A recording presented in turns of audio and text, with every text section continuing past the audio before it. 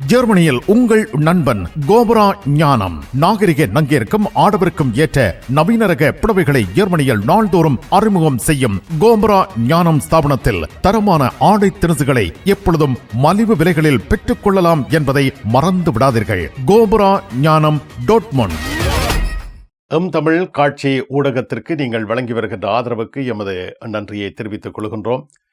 இதுவரையில் சப்ஸ்கிரைப் செய்யாது இருக்கின்ற உறவுகள் தயவு செய்து சப்ஸ்கிரைப் செய்து உங்கள் ஆதரவை தமிழ் காட்சி ஊடகத்திற்கு வழங்கிக் கொள்ளுமாறு மிக்க அன்போடு வேண்டிக் கொள்கின்றோம். மிக்க நன்றி.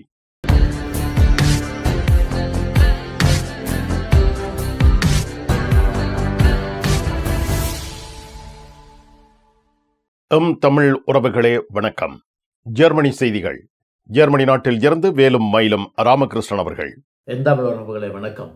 தனது மகளை கொலை செய்ய மகனை தூண்டிய தந்தை விசாரணைக்கு உட்படுத்தப்பட்டுள்ளார். ஹுக்ஸாகன் என்ற பிரதேசத்தில் 46 வயதுடைய ஒரு தந்தையானவர் தனது 17 வயதுடைய மகளானவர் தமது சமய மற்றும் கலாச்சார கோட்பாட்டுக்கு விரோதமான முறையில் சில தொடர்புகளை மற்றவர்களுடன் பேணினார் என்ற குற்றச்சாட்டின் அடிப்படையில் 19 வயதுடைய தனது மகனை 17 வயதுடைய தனது மகளை கொலை செய்யுமாறு தூண்டியதாக தெரிய வந்திருக்கின்றது. கடந்த செவ்வாய்க்கிழமை இவ்வாறு தந்தையானவர் தனது மகளை கொலை செய்யுமாறு தூண்டியதன் அடிப்படையில் இந்த 19 வயதுடைய மகன் போலீஸ் நிலையத்துக்கு சென்று தனது தந்தையின் செயற்பாடு சம்பந்தமாக முறைப்பாடுகளை மேற்கொண்டதாக தெரிய வந்திருக்கின்றது. இந்த முறைப்பாட்டின் அடிப்படையில் தற்பொழுது இந்த 46 வயதுடைய தந்தையானவர் கொலை குற்றச்சாட்டு அடிப்படையில் கைது செய்யப்பட்டு விளக்க முறையில் வைக்கப்பட்டுள்ளதாக தெரிய வந்திருக்கின்றது. இதே வேளையில் இந்த 19 வயதுடைய மகனின் செயற்பாட்டை பற்றி போலீசார்கள் பாராட்டை தெரிவித்திருக்கின்றார்கள். போலீசாருடைய மேலதிக விசாரணையின் பொழுது இது சம்பந்தமாக ஏற்கனவே தந்தையார் இந்த குடும்பத்துடன் சில பிரச்சனைகளை மேற்கொண்டதாகவும் போலீசார் தலையிட்டதாக தெரிய வந்திருக்கின்றது. இந்த தந்தையானவர் நீதிமன்றத்தால் விசாரிக்கப்பட்டு இவர் குற்றவாளியாக காணும் பட்சத்தில் இவருக்கு 2 வருஷ கடூழிய சிறை தண்டனை விதிக்கப்படலாம் என்று எதிர்பார்க்கப்படுகின்றது. ஜோர்ஜியா நாட்டின் ஜெர்மனிய தூதுவர் அந்த நாட்டில் இருந்து வெளியேற்றப்படுகிறார். ஜோர்ஜியா நாட்டில் உள்ள ஜெர்மன் நாட்டுக்கான தூதுவரை ஜோர்ஜியா நாட்டில் இருந்து வெளியேற்றுவதற்கு ஜோர்ஜியா அரசாங்கமானது நடவடிக்கைகளை மேற்கொண்டு வருவதாக தெரிய வந்திருக்கின்றது. அதாவது ஜெர்மன் நாட்டினுடைய ஜோர்ஜியா நாட்டுக்குரிய தூதுவர் எதிர்க்கட்சி தலைவரை சந்தித்து எதிர்க்கட்சி தலைவருடைய வீட்டை தனக்கு வாடகைக்கு எடுத்ததாக ஜோர்ஜியா அரசாங்கமானது குற்றம் சாட்டி இருக்கின்றது. தற்போது ஜோர்ஜியா அரசாங்கமானது ரஷ்யாவுக்கு ஆதரவாக முறையில் இயங்குகின்ற காரணத்தினால் இவ்வகையான நடவடிக்கைகளை ஜோர்ஜியா அரசாங்கமானது மேற்கொள்ள உள்ளதாக தெரிய வந்திருக்கின்றது. அதாவது இந்த தூதரானவர் அந்த நாட்டினால் விரும்பப்படாத ஒரு நபராக தாம் கருதுவதாக ஜோர்ஜியாவுடைய அதிபர் தெரிவித்திருக்கின்றார். ஹலோ, எங்க நிக்கிற? ரூம்ல எல்லாம் ஓகே தானே? எத்தனை பேர்னு சொன்னி? நாங்கள் 5 பேர் மச்சான். நீ வந்து இறங்கின உடனே உன்னை ரிசீவ் பண்ண எங்கட விக்டர் விலாஸ் வேன் வந்து நிற்குமா? ஒரு 2 மணி நேரத்தில் வந்துடுவேன். நீ வந்துட்டு பார்த்துட்டு தங்கி 2 நாள் இருந்து போட்டு சொல்லுவேன் என்ன மாதிரி. எங்கிருந்து பரிசுக்கு வந்தாலும் நீங்கள் மகிழ்வுடன் தங்கிட ஓரிடம் விக்டர் விலாஸ். விவரங்களுக்கும் முன்பதிவுகளுக்கும் இங்கிருக்கும் இலக்கங்களுக்கு அழையுங்கள். பாகிஸ்தானில் இருந்து ஆப்கானிஸ்தானுக்கு நாடு கடத்தப்பட்டவர்கள் தொடர்பாக ஜெர்மனி தலையீடு செய்துள்ளது. ஆப்கானிஸ்தான் நாட்டில் இருந்து ஜெர்மன் நாட்டிற்கு வரவழைப்பதற்கு 2500 ஆப்கானிஸ்தானர்கள் பாகிஸ்தானில் தங்கியிருந்தார்கள். இதே வேளையில் பாகிஸ்தான் அரசாங்கமானது தற்பொழுது இந்த ஆப்கானிஸ்தானர்களை பாகிஸ்தானிலிருந்து ஆப்கானிஸ்தானுக்கு நாடு கடத்தல் படலத்தை ஆரம்பித்திருக்கின்றது. மொத்தமாக இதுவரை 661 பேர் இவ்வாறு பாகிஸ்தான் அரச படையினரால் பாகிஸ்தானில் வைத்து கைது செய்யப்பட்டதாகவும் இவர்களில் 248 பேர் பாகிஸ்தானிலிருந்து ஆப்கானிஸ்தானுக்கு திருப்பி அனுப்பப்பட்டுள்ளதாக தெரிய வந்திருக்கின்றது. எது எவ்வாறாக இருந்தாலும் ஜெர்மன் அரசாங்கமானது இந்த விடயத்தை தலையிட்டு இவர்களை மீண்டும் ஆப்கானிஸ்தானிலிருந்து பாகிஸ்தானுக்கு வரவழைப்பதற்குரிய முயற்சிகளை மேற்கொண்டு வருவதாக தெரிய வந்திருக்கின்றது. ஜெர்மனி நாட்டின் எசன் நகரத்தில் அண்மையில் நடைபெற்ற கத்திக்குத்து சம்பவம் தற்பொழுது பயங்கரவாத நடவடிக்கையா என்ற கோணத்தில் விசாரணைக்கு உள்ளாக்கப்பட்டிருக்கிறது. கடந்த வெள்ளிக்கிழமை அன்று எசன் நகரத்தில் உள்ள தொழிற்கல்வி கற்கின்ற பாடசாலை ஒன்றில் வைத்து 17 வயதுடைய அந்த பாடசாலை கல்வி இருக்கின்ற மாணவன் ஒருவன் 45 வயதுடைய ஆசிரியர் மீது கத்திக்குத்து தாக்குதலை மேற்கொண்டிருந்தார். தற்பொழுது போலீசார் இது சம்பந்தமான மேலதிக விசாரணைகளை மேற்கொண்டு வருவதாகவும் இந்த தாக்குதல் சம்பவமானது இஸ்லாமிய மயப்படுத்தப்பட்ட ஒரு தாக்குதலாக போலீசார் சந்தேகிப்பதாக தெரிய வந்திருக்கின்றது.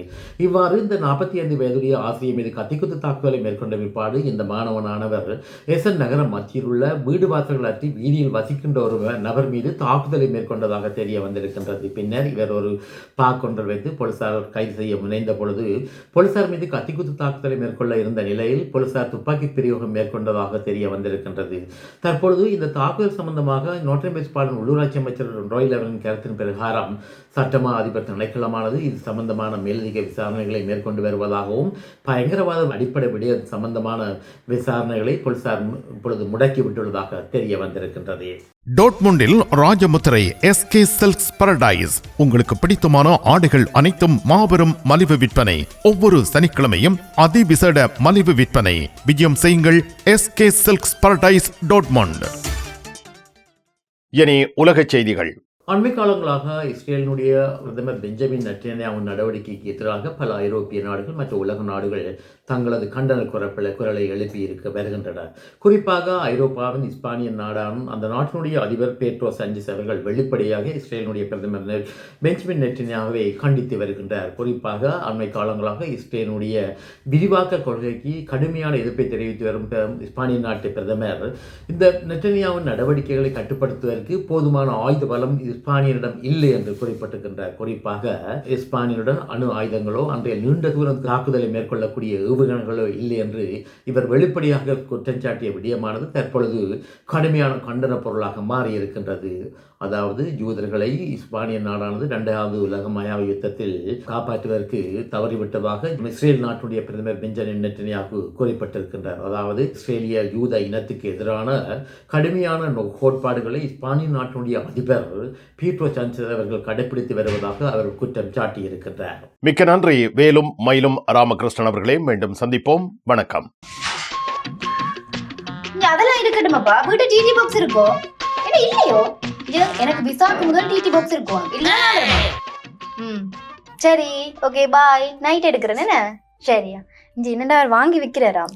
என்ன இப்போ உலகம் டிடி பாக்ஸ் எல்லாம் இருந்திருக்கு? இல்ல, அவர் என்னன்னு சொன்னா ஃபுட் சிட்டி வச்சுக்கிறாரு தானே, இப்ப கொஞ்சம் பிஸியா இருப்பார். அவர் வீட்டை டிவியும் பாக்குறீங்கள, அப்ப இப்ப நான் போறேன் தானே, இப்ப வாங்கி விற்பேன்.